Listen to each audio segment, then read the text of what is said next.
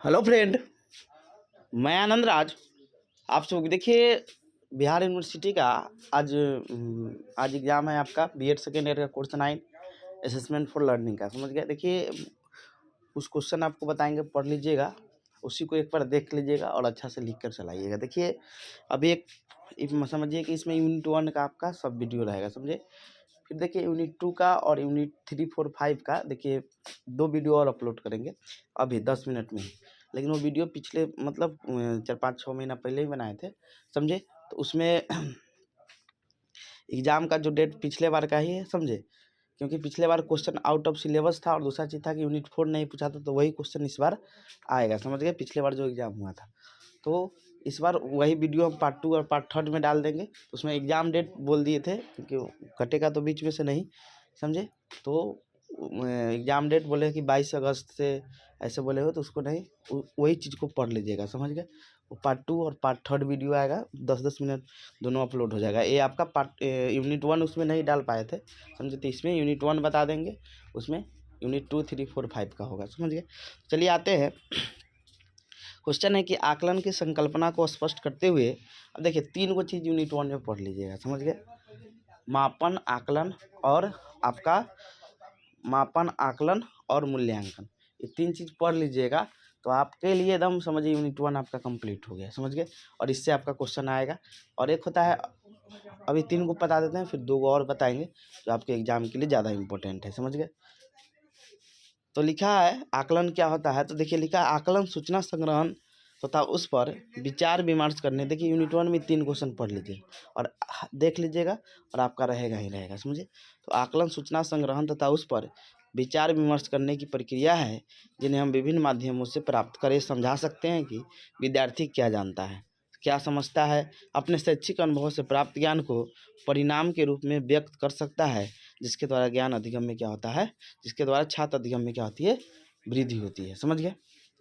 अब देखिए आकलन की प्रकृति अनौपचारिक। आकलन का सिंपल मतलब होता है कि हम नहीं बोलते तुम कितना पानी में, एक तरह का आंकते हैं बच्चा कितना, उसी को आकलन कहते हैं, समझ गए। आकलन की प्रकृति अनौपचारिक होती है।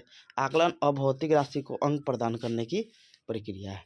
आकलन लोगों से सूचना एकत्रित करने की प्रक्रिया है, जिसे विभिन्न माध्यमों जैसे असाइनमेंट, परफॉर्मेंस टेस्ट, नित्य प्रतिदिन परीक्षण द्वारा एकत्र किया जाता है तथा छात्रों को बिना कोई ग्रेड या अंक दिए पृष्ठपोषण देने की सुविधा भी प्रदान किया जाता है। यह सब छात्रों या उनके समूह द्वारा भी प्राप्त किया जा सकता है ताकि शैक्षिक उद्देश्यों की प्राप्ति में अंतिम मूल्यांकन के पूर्व सुधार संभव हो सके। अब आते हैं आकलन का अर्थ एवं परिभाषा। देखा है, आकलन का अर्थ है कि सूचनाओं को एकत्रित करने की, यानी सूचनाओं को जमा करने की, यानी बच्चा क्या जानना है, सूचनाओं को जमा करने की यानी एकत्रित करने की प्रक्रिया है। विद्यार्थियों के संदर्भ में किसी विषय के बारे में निर्णय प्रदान करना आकलन कहलाता है। आकलन की प्रक्रिया में प्रदत्त कार्य प्रदर्शन परीक्षण का प्रयोग किया जाता है। आकलन मूल्यांकन की क्या है, छोटा रूप है जो प्रक्रिया में पूर्वाभ्यास के लिए अभिव्यक्त होता है। यह पूछताछ प्रक्रिया क्या होता है, पहला पद होता है। अब विभिन्न शिक्षा शास्त्रियों ने अपने तर्क और चिंतन के आधार पर आकलन की निम्नलिखित परिभाषा दी है। पहला, इरविन के अनुसार यह आकलन छात्रों के व्यवस्थित विकास के आधार का अनुमान है। यह किसी भी वस्तु को परिभाषित कर चयन, रचना, संग्रहण, विश्लेषण, व्याख्या और सूचनाओं का उपयुक्त प्रयोग कर छात्र विकास तथा अधिगम को बढ़ाने की प्रक्रिया है। दूसरा है हुबायम फ्रीड के अनुसार कि आकलन सूचना संग्रहण तथा, देखिए 3-4 डिफिनीशन है, इसको जोड़ के भी एग्जाम में लिख सकते हैं, समझ गए। तो आकलन सूचना संग्रहण तथा उस पर विचार विमर्श की प्रक्रिया है जिन्हें हम विभिन्न माध्यमों से प्राप्त कर यह समझा सकते हैं कि विद्यार्थी क्या जानता है, क्या समझता है, अपने शैक्षिक अनुभवों से प्राप्त ज्ञान को परिणाम के रूप में व्यक्त कर सकता है, जिसके द्वारा छात्र अधिगम में वृद्धि होती है। उपरोक्त परिभाषाओं के आधार पर कहा जा सकता है कि आकलन लोगों से सूचना एकत्रित करने की प्रक्रिया है। दूसरा, आकलन द्वारा पृष्ठपोषण भी दिया जाता है। तीसरा, आकलन पूछताछ प्रक्रिया का पहला पद है। चौथा, आकलन द्वारा छात्र अधिगम में सुधार तथा विकास प्रक्रिया किया जा सकता है। पाँचवा है आकलन विचार विमर्शी प्रक्रिया है। अब आते हैं आकलन की विशेषता में। तो आकलन द्वारा यह ज्ञात किया जा सकता है, मतलब आकलन के देखिए 3-4 को याद रखिएगा। विश्वसनीयता के भी बारे में पूछ देगा कि क्या होता है, तो विश्वसनीयता का मतलब क्या होता है समझिएगा। देखिए, किसी भी आकलन का विश्वसनीयता सबसे पहला एवं महत्वपूर्ण गुण है। आकलन किसी भी समय या परिस्थिति में किया जाए, किंतु उसका परिणाम सदैव समान होना चाहिए ताकि वह विश्वसनीय कहलाए। विश्वसनीय सामग्री वही है जिससे एक स्तर के विद्यार्थी पुनः परीक्षा में एक समान, जैसे मान लो कि 2+3 5 होता है, तो हर परिस्थिति में 2+3 क्या होना चाहिए, 5 होना चाहिए, उसमें कोई नहीं होना चाहिए। शिक्षक किसी भी योग्यता का हो, आकलन प्राय एक ही समान होना चाहिए। अगर शिक्षक द्वारा एक ही आकलन हेतु अलग अलग अंक प्रदान किए जा रहे हैं तो ऐसा आकलन विश्वसनीय नहीं होगा। मान लीजिए कोई टीचर है, उसको 5 नंबर दे दिया, 10 नंबर का है, कोई उसको 9 नंबर दिया, तो आकलन का एक तरीका होता है, समझ गए। अब आते हैं वैधता। वैध आकलन वही होता है जो वास्तव में उन्हीं उद्देश्यों का आकलन करता है जिस उद्देश्य के लिए उसका निर्माण किया गया है। लेकिन प्रायः शिक्षक ऐसे प्रश्नों को बच्चों से पूछने लगते हैं जो अप्रामाणिक हो, जो अब आपका क्वेश्चन किताब में दिया है कोई और उससे घुमाकर कोई भारी क्वेश्चन पूछ देगा तो क्या होगा, वैध नहीं होगा। अगला आता है मानकीकरण। एक अच्छे आकलन की यह विशेषता होती है कि वह मानकीकृत होनी चाहिए। एक मानकीकृत आकलन वही होता है जो विद्यार्थियों को एक समय सीमा समान प्रकार के प्रश्न समान निर्देश को दिया जाता है जिसमें छात्र समान अंक अर्जित कर सकते हैं। अगला आता है व्यवहारिकता। आकलन लागत, समय और सरलता की दृष्टि से वास्तविक, व्यवहारिक एवं कुशल होना चाहिए। अगला है उपयोगिता। आकलन विद्यार्थियों के लिए उपयोगी भी होना चाहिए। अब आते हैं आकलन के उद्देश्य या आवश्यकता। तो लिखा आकलन की आवश्यकता है उद्देश्य विद्यालय की अध्यापन के पश्चात छात्रों की अधिगम क्षमता, रुचि, व्यक्तित्व आदि के बारे में जानकारी करने के लिए किया जाता है। आकलन के निम्नलिखित आवश्यकता या उद्देश्य है। अब विद्यार्थी के संदर्भ में कि छात्र क्या जानता है, छात्र की रुचियाँ कौन कौन सी है, छात्र की विशिष्ट आवश्यकता क्या है, छात्र की योग्यता के अनुरूप पाठ्यक्रम चयन करने में। अध्यापक हेतु छात्रों के कौशल, योग्यता तथा अधिगम क्षमता को पहचानने के लिए, शिक्षण विधि का चयन करने के लिए, नई कक्षाओं के व्यवस्थापन के लिए। अगला है विद्यार्थियों की व्यक्तिगत आवश्यकताओं को जानने के लिए। 5वां है शिक्षण सामग्री के विषय के लिए। अब आते हैं पाठ से आगामी क्रिया होती है। छात्रों की रुचि के अनुरूप पाठ से आगामी क्रियाओं का वर्गीकरण करने के लिए कौन सा छात्र किस कार्यक्रम में अधिक उपयुक्त है, विद्यार्थियों की सांस्कृतिक, कलात्मक, रचनात्मक योग्यता को पहचानने में। अब आते हैं परिवार के संदर्भ में माता पिता को बच्चे की प्रगति एवं अधिगम के बारे में जानकारी प्रदान करने के लिए, घर की गतिविधियों और अनुभवों से संबंधित स्कूल की गतिविधियों को जानने के लिए। अब आते हैं आकलन के लक्ष्य। आकलन के निम्नलिखित लक्ष्य है शैक्षिक उपलब्धि का पता लगाना कि बच्चा क्या जान रहा है। तो छात्रों की उस शैक्षिक उपलब्धि को ज्ञात करना आकलन का महत्वपूर्ण लक्ष्य है। शिक्षक छात्रों की पूर्व उपलब्धि तथा शिक्षण के समय विभिन्न विधियों के माध्यम से उसका आकलन कर उसके अधिगम स्तर को ज्ञात करता है। दूसरा है व्यक्तिगत विभिन्नता ज्ञात करना। हम जानते हैं कि कक्ष में विभिन्न व्यक्तिगत विभिन्नता वाले छात्र उपस्थित होते हैं, अतः शिक्षक का कर्तव्य होता है कि वह प्रत्येक छात्र की व्यक्तिगत विभिन्नता को पहचान कर उसे उचित विधि के माध्यम से अधिगम प्रदान करे। इसके लिए शिक्षक कक्ष में अनेक क्रिया एवं गतिविधियों को आयोजित करके छात्रों की रुचि, क्षमता एवं योग्यता जानने का प्रयत्न करता है। अब आते हैं गुणवत्ता को निर्धारित करना। आकलन का महत्वपूर्ण लक्ष्य है कि आकलन का प्रयोग द्वारा किसी उद्योग, विद्यालय, शिक्षक एवं डॉक्टर आदि किसी भी गुणवत्ता की जांच करने हेतु किया जाता है। अब आते हैं स्थान को निर्धारित करना। आकलन का यह भी लक्ष्य है कि किसी संख्या एवं छात्रों का स्थान निर्धारित हो। आकलन का प्रयोग विभिन्न संस्थाओं का जिला स्तर, राज्य एवं राष्ट्र स्तर पर स्थान निर्धारित करने में किया जाता है। पूर्वानुमान लगाना। पूर्वानुमान लगाने के लिए आकलन का प्रयोग किया जाता है। किसी भी वस्तु या परिस्थिति का आकलन करने के पश्चात उसके संबंधित पूर्वानुमान लगाया। जैसे मौसम विभाग पूर्व और वर्तमान के मौसम का आकलन करने के पश्चात ही आगे के मौसम के संबंध में भविष्यवाणी करते हैं। अब आते हैं हम आकलन का महत्व। हम जानते हैं कि आकलन द्वारा विद्यार्थियों की अधिगम क्षमता को बढ़ाने, मूल्यांकन के पहले सुधार हेतु पृष्ठपोषण दिया जाता है। आकलन मूल्यांकन का ही एक छोटा रूप है। आकलन की निम्नलिखित महत्व है। अधिगम के लिए गुणवत्तापूर्ण वातावरण निर्मित करने के लिए, शिक्षण प्रक्रिया को प्रभावी बनाने के लिए। तीसरा, शिक्षक एवं छात्र के स्व मूल्यांकन के लिए। चौथा है शिक्षक की शिक्षण विधियों के सुधार के लिए। पाँचवा है छात्रों की समझ का स्तर ज्ञात करने के लिए। छठा है अधिगम की प्रगति को जानने में। सातवां है छात्रों में कक्षा के ऊंचे स्थान निर्धारण करने में। और आठवां है आपका छात्र की शैक्षिक उपलब्धि को जानने के लिए। अब आते हैं आकलन का सिद्धांत। लिखा है किसी छात्र का आकलन विभिन्न सिद्धांतों के आधार पर होता है। आकलन के सिद्धांत निम्नलिखित है। पहला है वैधता। तो वैधता ही यह सुनिश्चित करती है कि आकलन का कार्य एवं संबंध मापदंड छात्रों के अभीष्ट अधिगम परिणामों का प्रभावी ढंग से मापन हो रहा है अथवा नहीं, इसीलिए आकलन में वैधता होना चाहिए। अगला है योजना प्रारूप का अभिन्न अंग। लिखा आकलन योजना प्रारूप का अभिन्न अंग होना चाहिए, साथ ही योजना के लक्ष्यों एवं अधिगम परिणामों से सीधे संबंधित होना चाहिए। अब आते हैं पृष्ठपोषण। तो उचित समय पर दिया गया पृष्ठपोषण छात्रों में अधिगम एवं उसमें सुधार की सुविधा को बढ़ावा देता है। इसीलिए पृष्ठपोषण को आकलन प्रक्रिया का अभिन्न अंग समझना चाहिए तथा समय समय पर पृष्ठपोषण प्रदान करते भी रहना चाहिए। अब आते हैं रचनात्मक योगात्मक आकलन। तो आकलन के प्रत्येक कार्यक्रम में रचनात्मक एवं योगात्मक आकलन को स्वयं सम्मिलित किया जाना चाहिए ताकि यह सुनिश्चित किया जा सके कि आकलन के उद्देश्य की प्राप्ति अच्छा है कि नहीं। वर्तमान समय में आकलन कार्य में नैदानिक आकलन डायग्नोस्टिक असेसमेंट को सम्मिलित किया जा रहा है। अब आते हैं प्रबंधनीय, लिखा है प्रबंधनीय आकलन कार्य को निर्धारित समय में अवश्य पूर्ण कर लेना चाहिए जिससे इस प्रक्रिया का अतिरिक्त दबाव शिक्षकों एवं छात्रों पर न पड़े। आकलन के लिए जो भी प्रारूप निर्धारित किया जाए वो विश्वसनीय एवं वैध होना चाहिए, इस बात का अवश्य ध्यान देना चाहिए। अगला स्पष्ट, सुलभ एवं पारदर्शी। आकलन के माध्यम से प्राप्त सूचना है स्पष्ट, सुलभ और पारदर्शी होने चाहिए। अब ये सब देख लीजिएगा। समावेशी एवं न्याय संगत, तो जहाँ तक संभव हो सके शैक्षिक मानकों को से समझौता किए बिना ही आकलन, ये सब विश्वसनीय एवं तर्क। अब देखते हैं आकलन के प्रकार, ये बहुत इंपॉर्टेंट है, समझ गए। तो देखिए दो आधार पर इसको कहते हैं, एक शैक्षिक उद्देश्य के आधार पर, एक प्रकृति या क्षेत्र के आधार पर। तो शैक्षिक उद्देश्य के आधार पर 3 प्रकार का आकलन होता है। एक होता है संरचनात्मक आकलन, एक होता है योगात्मक आकलन, एक होता है निदानात्मक आकलन, समझ गए। और प्रकृति या क्षेत्र के आधार पर आपका 3 प्रकार का होता है, स्वयं आकलन, सहपाठी आकलन और ट्यूटर आकलन। देखिए हम तीनों को हम समझा देते हैं, ऊपर तीनों का नीचा तीनों का, कि आप लिख सकते हैं। देखिए संरचनात्मक आकलन या इसी को निर्माणात्मक आकलन इंग्लिश में फॉर्मेटिव असेसमेंट कहते हैं। देखिए ऐसा आकलन जो शिक्षण प्रक्रिया के दौरान चलता है, समझ गए, जिसमें बच्चा को पृष्ठपोषण वगैरह दिया जाता है जो बच्चा का यानी शिक्षण यानी सुधार के लिए, समझे, तो वो होता है आपका संरचनात्मक। योगात्मक होता है जो शिक्षण प्रक्रिया खत्म हो गया एक सत्र के, जैसे आपका फाइनल एग्जाम होता है, समझे, जिसमें बच्चा को नंबर, अंक, ग्रेड वगैरह प्रदान किया जाता है, तो होता है संरचनात्मक, या उसी को योगात्मक, या उसी को हम संकलनात्मक मूल्यांकन यानी इंग्लिश में सब्जेक्टिव टेस्ट बोलते हैं।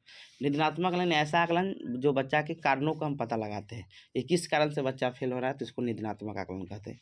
एक होता है प्रकृति क्षेत्र में तो स्वयं आकलन, जब बच्चा स्वयं अपना आकलन करता है तो उसको स्वयं आकलन करते हैं। एक होता है सहपाठी, जब बच्चा का सहपाठी उसका आकलन करता है पीर ग्रुप, तो उसे सहपाठी। और ट्यूटर मतलब टीचर आकलन करता है, उसे ट्यूटर आकलन या शिक्षक आकलन कहते हैं, समझ गए होंगे। तो देखिए संरचनात्मक, रचनात्मक, निर्माणात्मक आकलन इसी को बोलते हैं। तो जब कोई शैक्षिक योजना अपनी प्रारंभिक या निर्माणावस्था में रहती है तो उसका आकलन कर उसमें सुधार किया जाता है, तो इस प्रकार के आकलन को संरचनात्मक आकलन कहते हैं। अर्थात किसी भी शैक्षिक योजना का आकलन उसकी प्रभावशीलता, गुणवत्ता, वांछनीयता या उपयोगिता को बढ़ाने के लिए किया जाता है, उसे यानी उसमें इसमें संभावना रहता है अधिक सुधार की, समझ गए। देखिए संरचनात्मक आकलन किसी भी शैक्षिक योजना को अंतिम रूप देने से पूर्व किया जाता है। संरचनात्मक आकलन की विशेषता देखते हैं। तो संरचनात्मक आकलन शिक्षकों को छात्र समझ, शिक्षक की जरूरतों और पाठ्यक्रम के अकादमिक प्रगति आकलन करता है, समझ गए। अब देखिए इसमें एक छूट गया है पेज, समझ गए। अब देखिए योगात्मक आकलन के रचनात्मक या जो निर्माणात्मक आकलन होता है, समझे, उसी को हम लोग अधिगम के लिए आकलन कहते हैं, याद रखिए। और जो योगात्मक आकलन होता है उसे अधिगम का आकलन कहते हैं।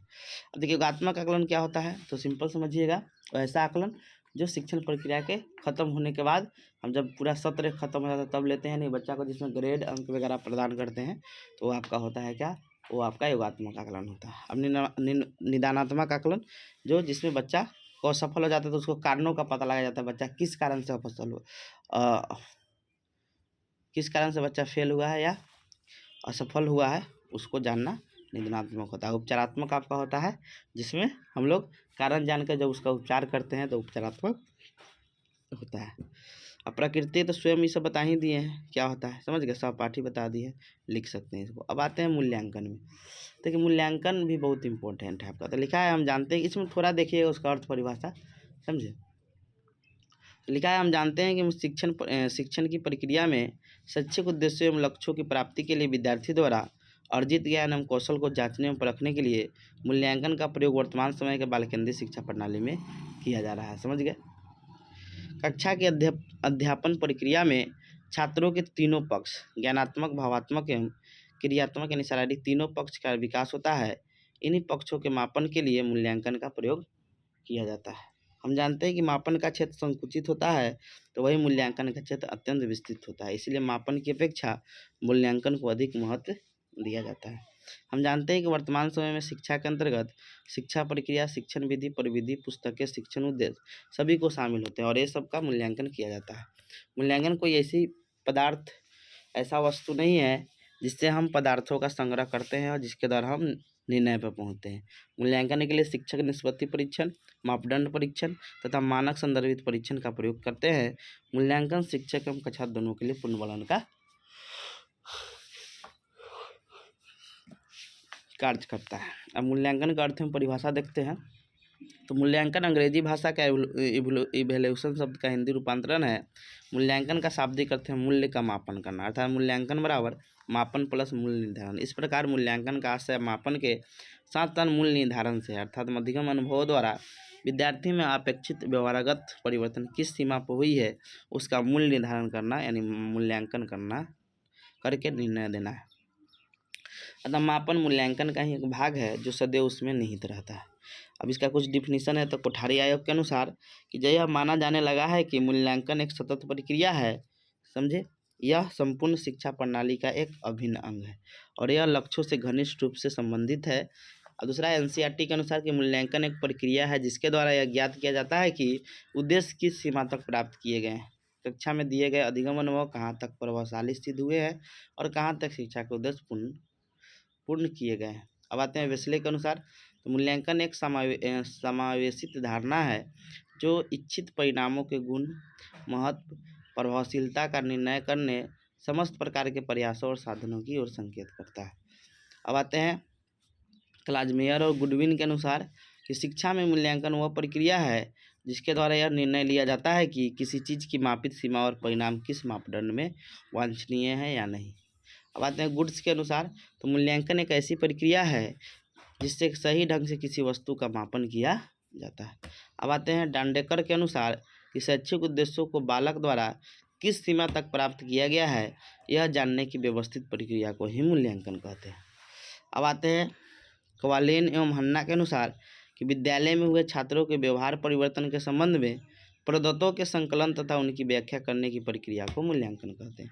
अब आते हैं एडवांस के अनुसार कि मूल्यांकन करना किसी वस्तु या प्रक्रिया के महत्व को निर्धारित करता है। अब उपरोक्त परिभाषा के विश्लेषण के आधार पर कह सकते हैं कि मूल्यांकन उद्देश्यपूर्ण, व्यापक और क्रमबद्ध प्रक्रिया है। मूल्यांकन द्वारा व्यक्ति के वांछनीय व्यवहार परिवर्तन का पता लगाया जाता है। चौथा है मूल्यांकन संपूर्ण शिक्षा प्रणाली का एक महत्वपूर्ण अंग है तथा इसका शिक्षण उद्देश्यों से घनिष्ठ संबंध है। चौथा है मूल्यांकन शिक्षण अधिगम प्रक्रिया का एक ऐसा सोपान है जिसमें शिक्षक यह सुनिश्चित करता है कि उसके द्वारा की गई शिक्षण व्यवस्था तथा शिक्षण को आगे बढ़ाने के लिए क्रियाएं कितनी सफल रही है। अब आते हैं मूल्यांकन की विशेषता। तो मूल्यांकन की निम्नलिखित विशेषता। मूल्यांकन एक व्यापक प्रत्यय है। मूल्यांकन एक सतत प्रक्रिया है। मूल्यांकन शिक्षण प्रक्रिया का अभिन्न अंग है। मूल्यांकन शिक्षण अधिगम परिणामों को परिणात्मक एवं गुणात्मक दोनों तरह से प्रस्तुत करता है। मूल्यांकन द्वारा विद्यार्थी को वांछित व्यवहारगत परिवर्तन के संबंध में साक्ष्यों का संकलन करता है। मूल्यांकन शिक्षा के उद्देश्यों की प्राप्ति की सीमा का निर्धारण करने वाली प्रक्रिया है। मूल्यांकन का संबंध शिक्षा के उद्देश्य से होता है। अब आते हैं इसकी उद्देश्य एवं कार्य। तो मूल्यांकन निम्नलिखित उद्देश्य है। पहला है मूल्यांकन के द्वारा अंतिम निर्णय दिया जाता है कि जिसके आधार पर परीक्षण प्रणाली में सुधार किया जाता है। मूल्यांकन के द्वारा छात्रों को निर्देशन एवं परामर्श दिया जाता है। मूल्यांकन से अनुदेशन की प्रभावशीलता का पता लगाया जाता है। मूल्यांकन से बालक के अधिगम संबंधी कठिनाइयों का पता लगाया जाता है। मूल्यांकन के द्वारा बालक की व्यक्तिगत विभिन्नता का पता लगाया जाता है। मूल्यांकन का प्रमुख उद्देश्य है कि प्रचलित पाठ्यक्रम की जांच करके उसमें सुधार किया जाता है। मूल्यांकन के द्वारा ही छात्रों को उनकी प्रगति के संबंध में जानकारी देता है। मूल्यांकन बालकों के अधिगम संबंधी नवीन प्रविधियों के निर्माण में सहायता प्रदान करता है।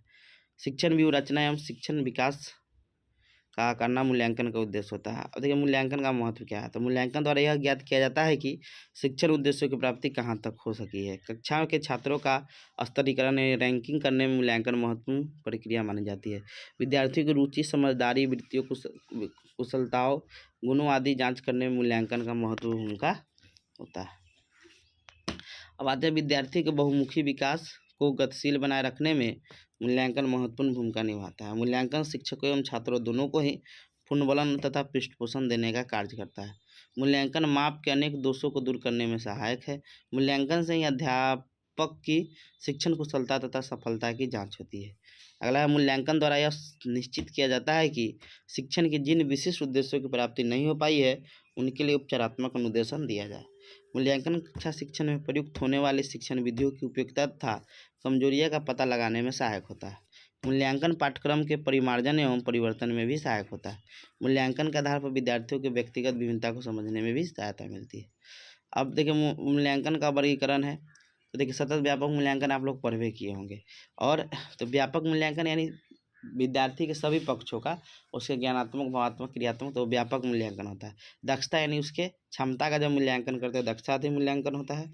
और सतत यानी कंटिन्यू चलने वाले मूल्यांकन होते हैं, लिख सकते हैं, कोई बड़ा चीज़ नहीं है, समझ गए। जैसे देखिए दक्षता आधारित मूल्यांकन क्या होता है। ठीक है, हम जानते हैं कि शिक्षा की प्रक्रिया के प्रत्येक चरण में विद्यार्थी में अधिगम दक्षता का विकास होता है। विद्यार्थियों के अधिगम दक्षता का मूल्यांकन जिस तरीके से करते हैं उसे दक्षता आधारित मूल्यांकन कहते हैं। दक्षता आधारित मूल्यांकन से यह ज्ञात किया जाता है कि छात्रों ने क्या क्या सीखा, उसके व्यवहार में कौन कौन से परिवर्तन हुए। जैसे प्राइमरी स्कूल कक्षा 2 के स्टूडेंट को 1 से 100 तक के गिनती का अभ्यास कराते हैं और जिन्हें गिनती की संख्या को लिखना सिखाते हैं, तो उन छात्रों में निम्नलिखित दक्षताएं सम्मिलित होती है। संख्याओं की संकल्पना, संख्याओं की पहचान, संख्याओं को लिखना और संख्याओं को लिखने का निश्चित क्रम। अधिगम की जांच हेतु शिक्षक दक्षता आधारित मूल्यांकन करता है कि शिक्षकों को कक्षा कक्ष में समय समय पर दक्षता आधारित मूल्यांकन करते रहना चाहिए, जिससे छात्रों की दक्षता स्थिति की ज्ञान हो सके और अधिगम को सुदृढ़ बनाया जा सके। अब देखिए व्यापक मूल्यांकन क्या होता है, तो व्यापक यानी दक्षता आधारित मूल्यांकन प्रतिदिन कक्षा में शिक्षण के अंतर्गत छात्रों में दक्षता सिखाने के बाद किया जाता है, किंतु छात्रों में दक्षता का अतिरिक्त उसमें संज्ञानात्मक पक्ष, भावात्मक पक्ष एवं क्रियात्मक पक्ष भी सम्मिलित होता है, जिसका मूल्यांकन दक्षता आधारित विधि से संभव नहीं है। छात्रों में बहुमुखी या चौमुखी विकास के लिए किए गए मूल्यांकन को व्यापक मूल्यांकन कहते हैं। व्यापक मूल्यांकन के अंतर्गत छात्रों में निम्नलिखित पक्षों को ध्यान में रखा जाता है।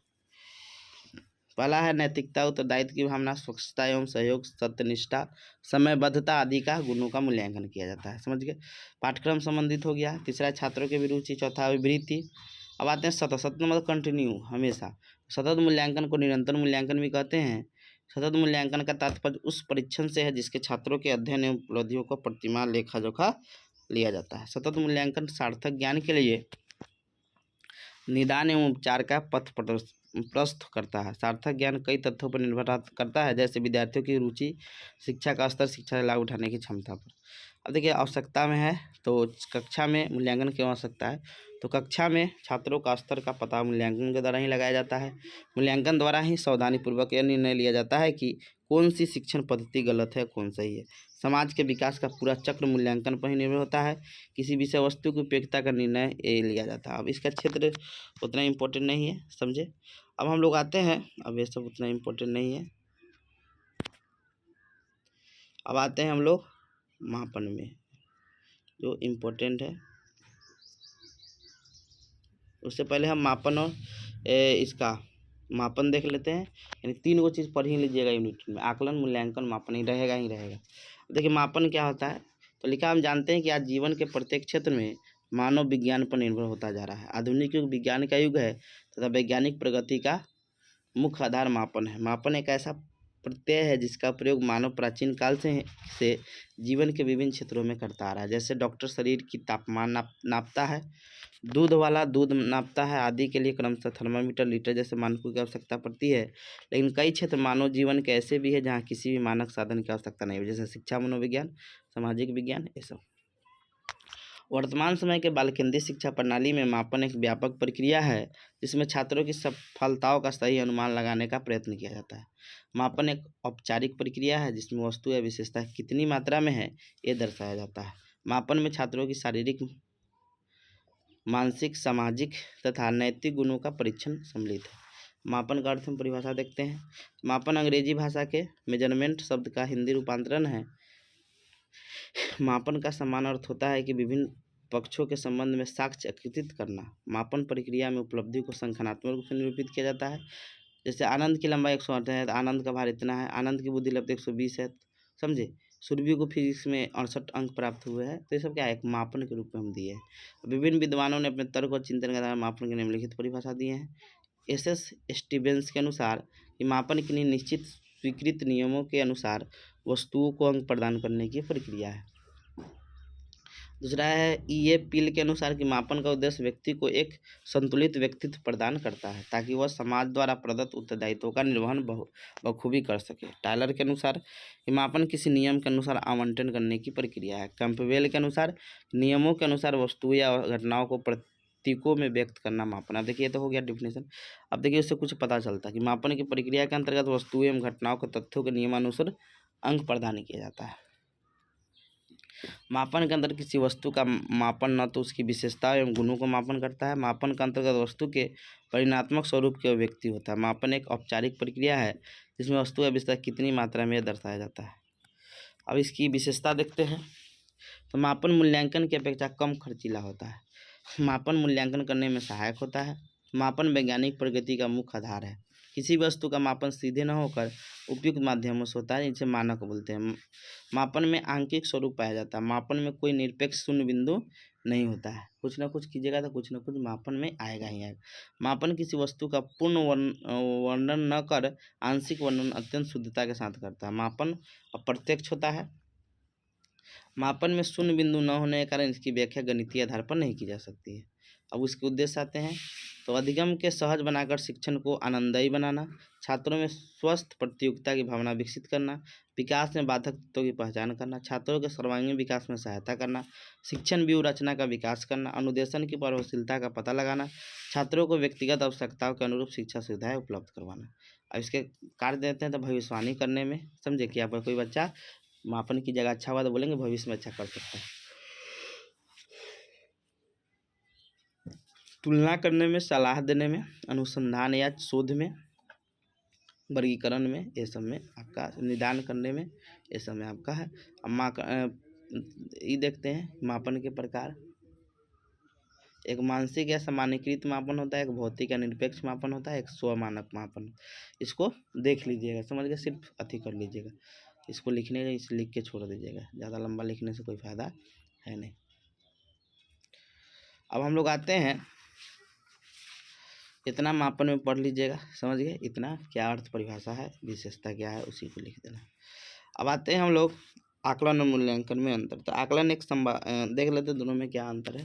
तो आकलन एक संवादात्मक तथा रचनात्मक प्रक्रिया है जिसके द्वारा शिक्षक को यह ज्ञात होता है कि विद्यार्थी का उचित अधिगम हो रहा है या नहीं। तो अब मूल्यांकन क्या है। तो मूल्यांकन एक योगात्मक प्रक्रिया है जिसके द्वारा किसी पूर्व निर्मित शैक्षिक पाठ्यक्रम पूर्ण करने के पश्चात छात्रों की शैक्षिक उपलब्धि ज्ञात हो जाती है। आकलन का क्षेत्र अत्यंत सीमित तथा छोटा होता है।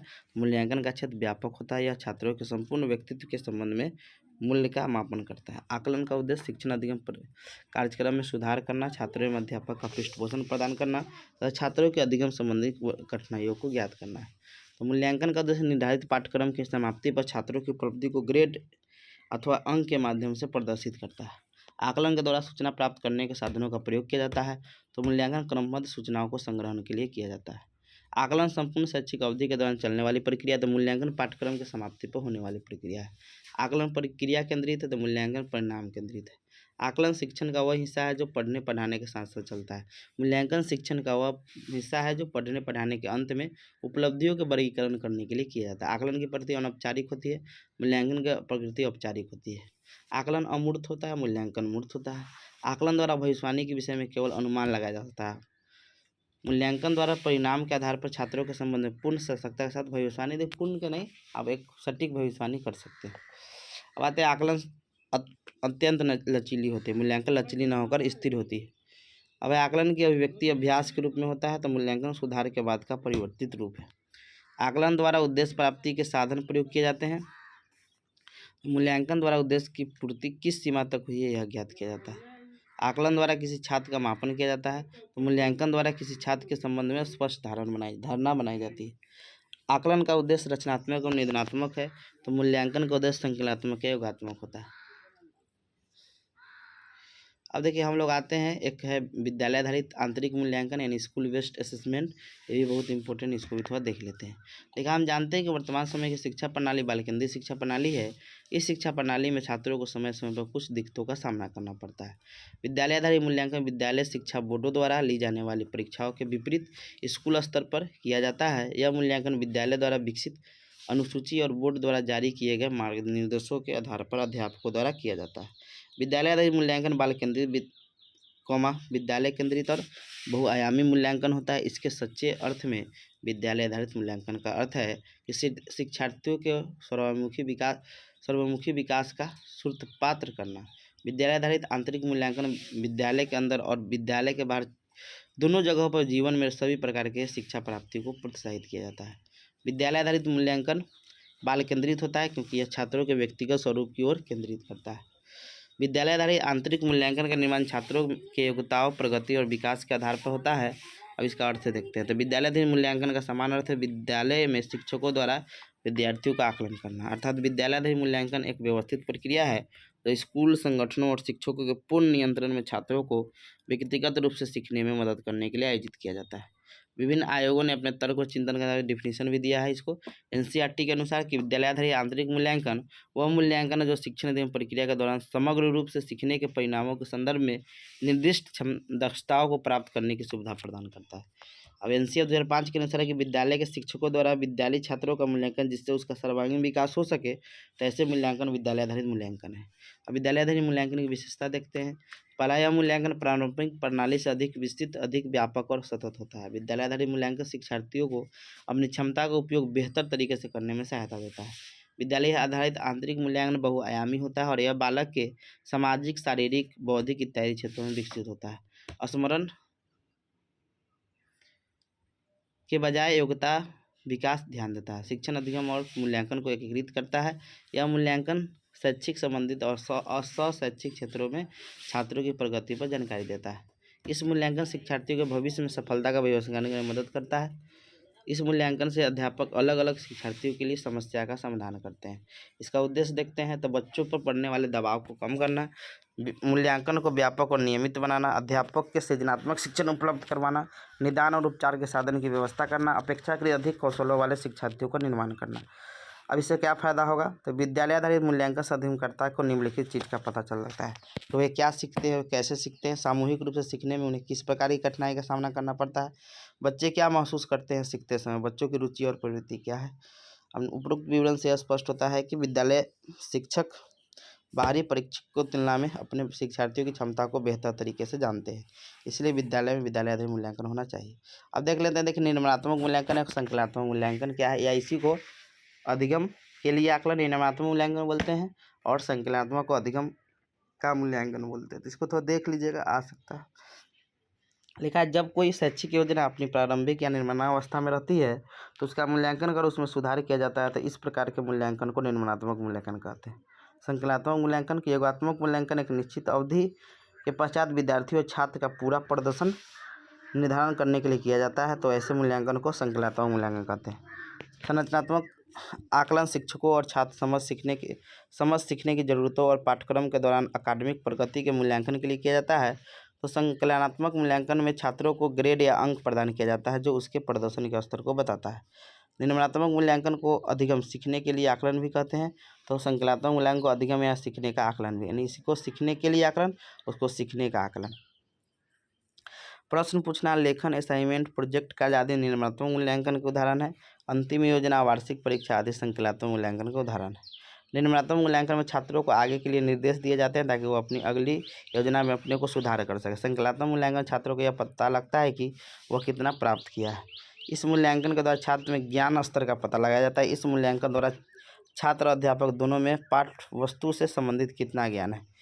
निर्माणात्मक मूल्यांकन विद्यार्थियों को यह बताता है कि उसे कहाँ सुधार की आवश्यकता है, तो संकलनात्मक मूल्यांकन विद्यार्थियों को यह बताता है कि उसने कितना सुधार किया है। निर्माणात्मक मूल्यांकन अल्पकालिक निर्णयों को लेने में अधिक सहायक होता है, तो संकलनात्मक मूल्यांकन दीर्घकालीन निर्णयों को लेने में अधिक सहायक है। निर्माणात्मक मूल्यांकन शिक्षण प्रक्रिया की दशा का ज्ञान होता है, तो संकलनात्मक मूल्यांकन शिक्षण पर कितनी सफल है इसका ज्ञान करवाती है। निर्माणात्मक आकलन शिक्षण प्रक्रिया के दौरान लगातार होता है, तो संकलनात्मक मूल्यांकन एक निश्चित अवधि के पश्चात होता है। निर्माणात्मक मूल्यांकन का उद्देश्य छात्र द्वारा अर्जित संप्राप्ति का आकलन करके उसमें आवश्यक सुधार लाना है, तो संकलनात्मक मूल्यांकन का उद्देश्य छात्रों की संप्राप्ति का आकलन करके उसे आगामी कक्षा में प्रोन्नत करने या न करने का निर्णय लिया जाता है, यानी उसको प्रमोशन करना है कि डिमोशन करना है उसके देख कर समझ गए। तो ये हो गया। अब ब्लूम टेक्सोनोमी पढ़ लीजिएगा, बहुत इंपॉर्टेंट है यूनिट 2 के लिए। और 2 और वीडियो डाल देंगे, देखिए पिछले बार का है, क्योंकि पिछले बार आपका क्वेश्चन कुछ उल्टा पुल्टा आया था, तो वही क्वेश्चन इस बार का इंपॉर्टेंट है, समझ गए। तो उसको हम डाल देंगे पार्ट 2 और पार्ट 3 करके, समझ गए। और उसको आप लोग देख लीजिएगा अच्छा से, समझ गए।